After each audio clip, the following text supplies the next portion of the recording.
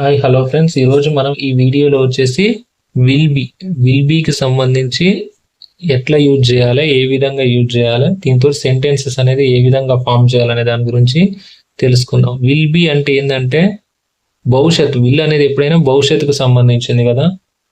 Will అంటే మనకు భవిష్యత్తుకు సంబంధించింది.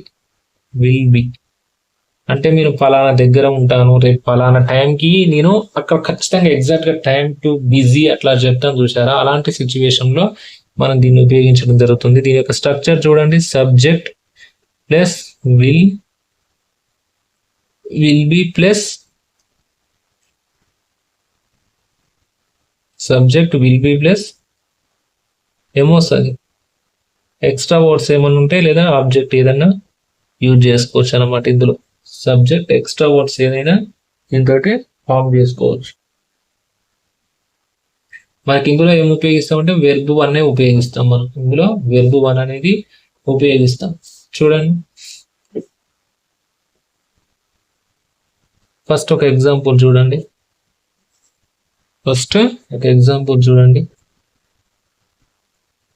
నేను రేపు ఈ టైంకి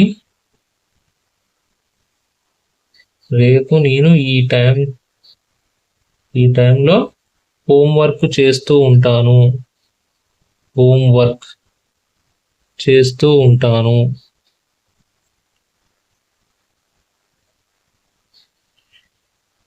నేను రేపు ఈ టైంలో హోంవర్క్ చేస్తూ ఉంటాను. దీన్ని ఇంగ్లీష్లో ఏమంటున్నాం? సబ్జెక్ట్ ఐ అనేది ఫస్ట్ కామన్. విల్ బి చేస్తూ అంటే డూయింగ్. ఏం చేస్తున్నాం? హోంవర్క్ at this time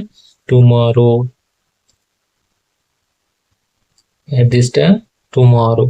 రేపు ఈ టైంకి నేను హోంవర్క్ చేస్తూ ఉంటాను.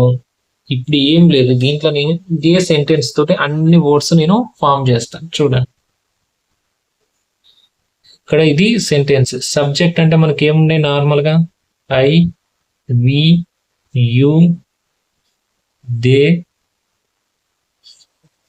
ఈ, షీ, ఇట్. ఇవే కదా సబ్జెక్ట్ సంబంధించి మనకు. నేనేం చేస్తా అంటే ఇక్కడ వెర్బ్కి సంబంధించి కూడా కొన్ని asking, drinking, talking, eating, learning, going,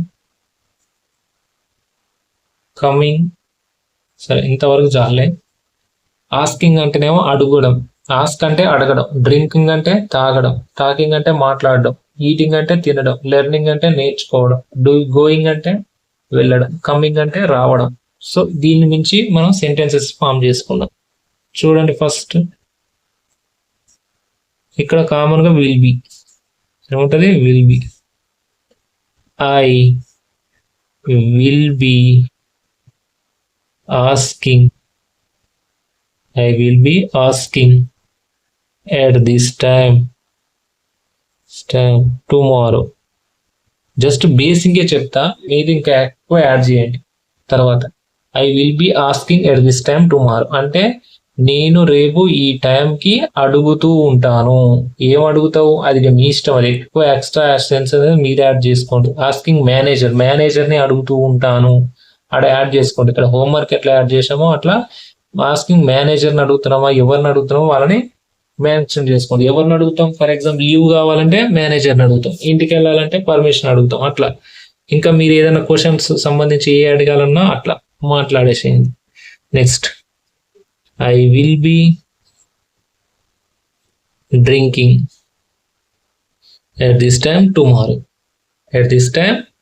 రేపు ఈ టైంకి మేము తాగుతూ ఉంటాం. రేపు ఈ టైంకి పెళ్ళి అయిపోద్ది, 4-5 మనం గిఫ్ట్ తీసుకొచ్చి పెడతాం, తర్వాత పోయి తాగుతాం. అంటే it will be drinking at this time tomorrow అంటే రేపు ఈ టైంకల్లా మనం తాగుతాము.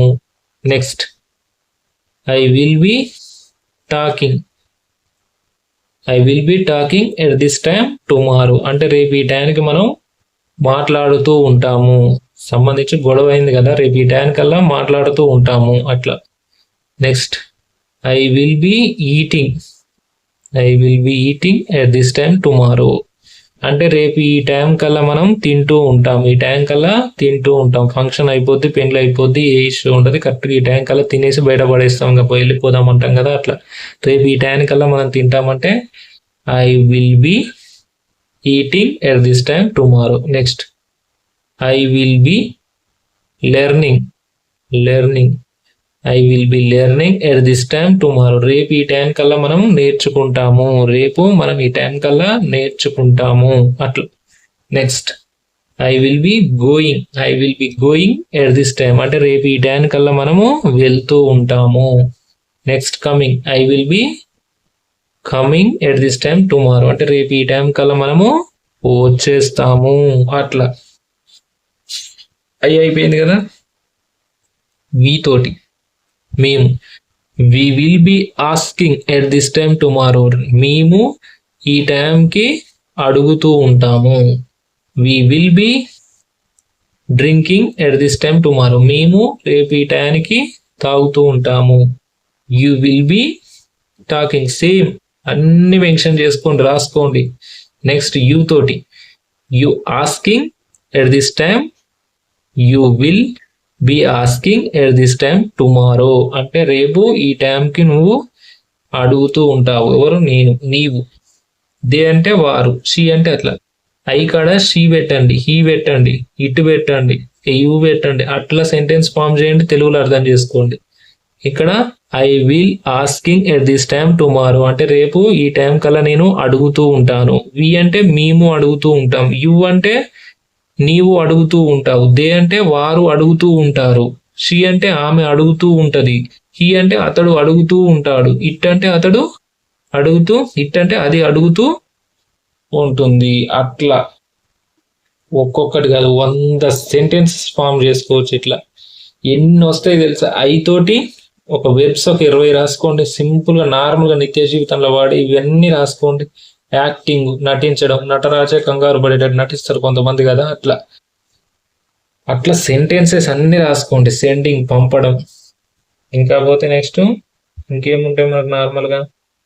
క్యాచ్ అంటే పట్టుకుందాం, క్యాచింగ్. అట్లా వెళ్దామంటే గోయింగ్. అట్లా ఇంకా ఎన్నో రకాలైనటువంటి సెంటెన్స్. రీడింగ్ అంటే చదవడం, రైటింగ్ అంటే రాయడం. అట్లా ఎన్నో రకాల సెంటెన్సెస్ మనం యూజ్ చేసుకొని ఇంగ్లీష్ అనేది నేర్చుకోవచ్చు. ఈ విధంగా ఇది నేర్చుకొని ఇట్లా సింపుల్గా బుక్స్ తీసుకొని రాసుకొని ఒక దాంట్లో స్ట్రక్చర్ వైజ్గా రాసుకొని నేర్చుకుంటే ఇంగ్లీష్ అనేది చాలా ఈజీగా ఉంటుంది. ఇలాంటి ఇన్ఫర్మేషన్ వీడియోస్ కోసం మా ఛానల్ని సబ్స్క్రైబ్ చేయండి, లైక్ చేయండి, షేర్ చేయండి. Thank you.